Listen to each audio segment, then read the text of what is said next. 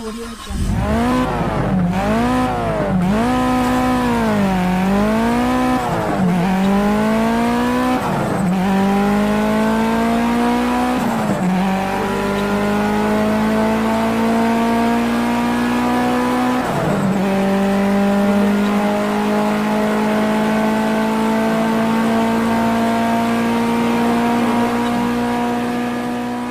And so we're finally here for the Daytona 500.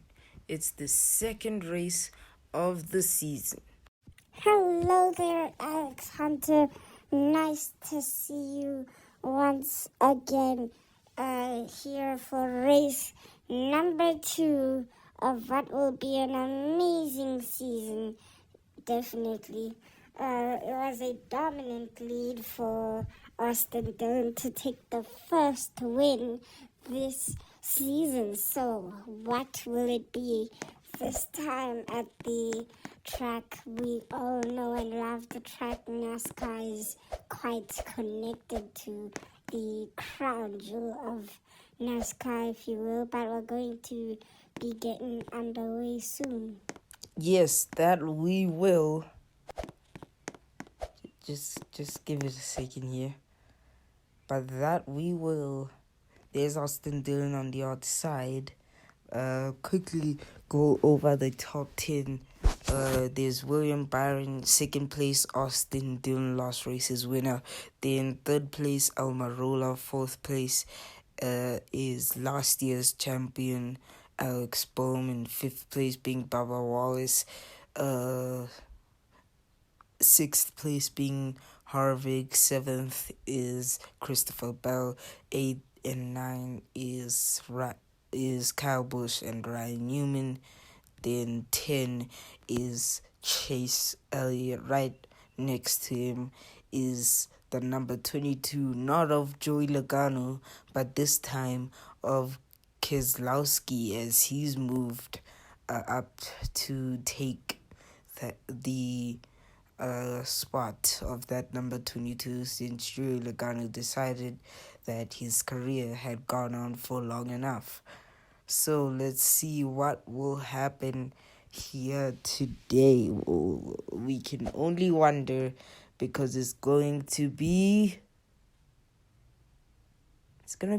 green flags, and away we go for the first lap of the Daytona 10 laps, whatever you want to call it. It's a good start for William Byron there on the inside, and he's going to be able to hold the inside. No, it's a better start for Austin Dillon, I think. I'm not sure.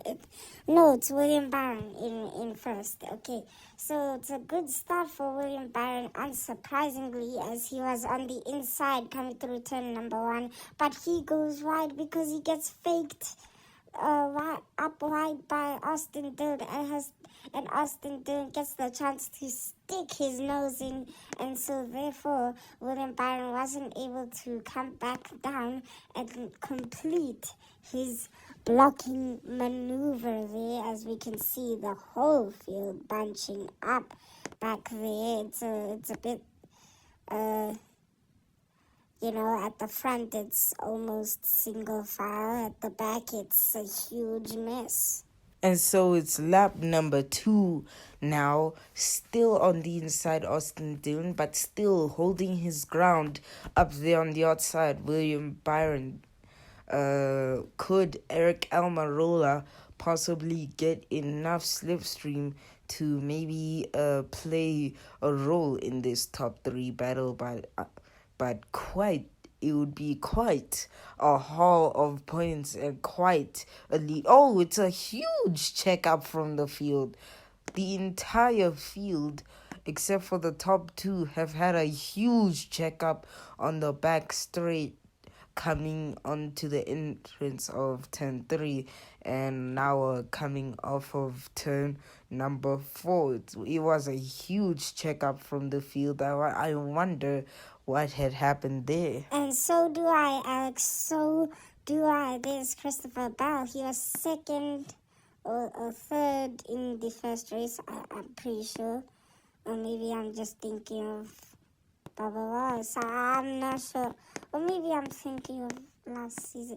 I am not sure what I'm thinking of, but Austin Dillon now has a dominant lead over William Byron. That's a bit concerning because that shouldn't be happening. This is restricted plate racing, so you shouldn't be able to pull away in just a matter of 2 turns. But that's interesting. Might have to investigate that, huh? I agree with you there, Jeff. I do agree with you there, but yeah, like you said, it is a bit concerning, this entire situation of him having a absolutely horrendous lead over the entire field. So it's looking like just a copy of yesterday's race, where it was just that one man in the number 3 car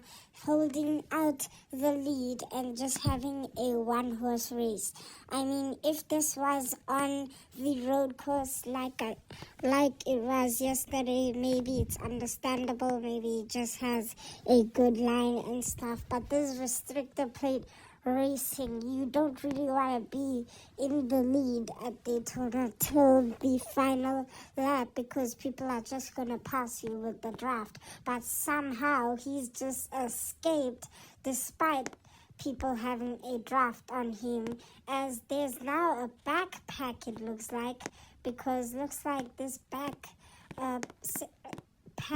or whatever has kind of checked up just like everyone did in the first couple of laps. And so now I think this is go time for William Byron to try and catch up. Let's hear what his chief is saying. All right, go time, man. Go time. Push, full push. With everything you got, man. Everything you got. So the crew chief is just asking him to do everything and push with everything he's got, because that is quite a gap, and that's a bit concerning for the rest of the championship, because will it just be Dillon all the way? But this is very concerning, and we're probably gonna have an investigation on Dillon's car, because honestly that is quite concerning, that humongously. So I guess the only positions worth fighting for as we're pitting in this lap is just P2 and P3 and P4 and P5, top 5 positions that are actually possible to fight for without having a all mega stonking few laps or something. I don't know, but it is quite concerning, the large gap that Dillon has. But currently a fight for P4, it looks like Blaney stays up whilst McDowell sneaks to that inside. As the racers come hurling to the pits, this is your current top 3. It's going to be Dillon, P1, P2, William Byron, and P3, Eric Almirola. So the exact same top 3 since the start of this race. It is a bit of a boring fight for the lead. There's Austin Cindric.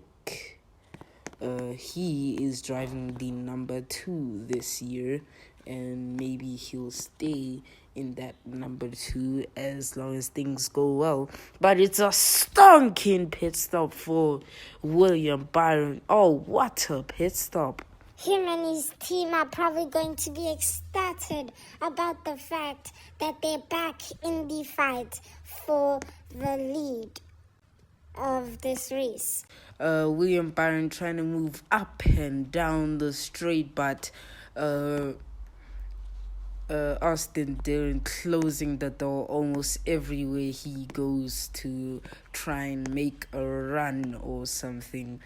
But otherwise, back here it looks like P3 is no longer a place you can fight for. So the top three are basically in a world of their own, as there's a bit of a gap to P4, 5, and 6, which is their own small little group. Then there's this next group. There's just a bunch of separation, not as much pack racing in the higher top 20 looking, top 20-ish positions, maybe top 15-ish positions, but it's not really looking good for anyone who wanted a massive gain from pack racing and sticking together.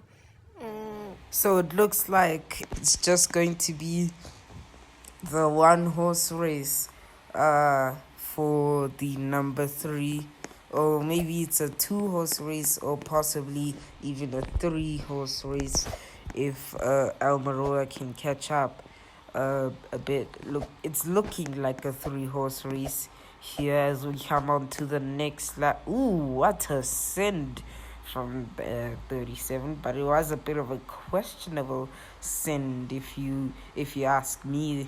It was questions. There are a few questions to be asked there after that, but otherwise the race continues back here. Also, the 37 trying to keep his position against Quinn Hoof, however you say it. There's a bottom 2 there. Unfortunate for those drivers. There's Kurt Busch, there's Chastain. There's a lot of drivers that were fast last season who are back here in the last few positions.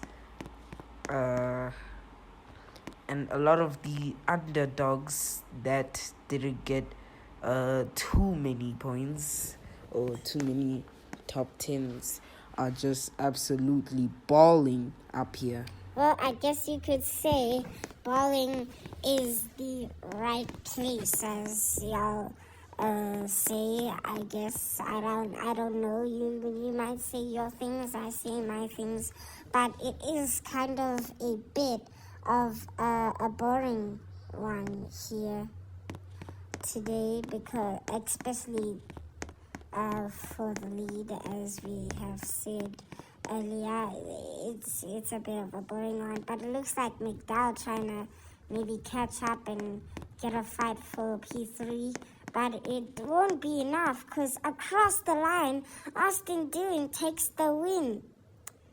So once again, it's a win from Austin Dillon, though it is a bit questionable because of the sheer dominance that had happened during this race. It's honestly unbelievable. I mean, how did he manage to get, like, I don't know, a 3-second lead? He was once like 10 seconds ahead or something, I don't know. But how had he gotten such a lead? This is a question that should be asked. And unsurprisingly, yes, NASCAR are going to be doing an investigation against the number 3 of Austin Dillon due to suspiciously dominant performance during the race.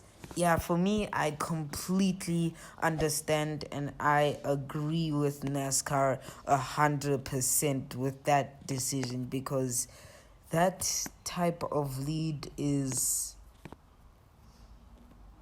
it's sus. Even for Austin Dillon, that's a very, very sus jump from like midfield to absolutely dominating and leading a 1-horse race. Yeah, Alex, I do get you there, but otherwise, It's been a good race. See you next time. Yep, see you next time here on Hunter Motors. Goodbye.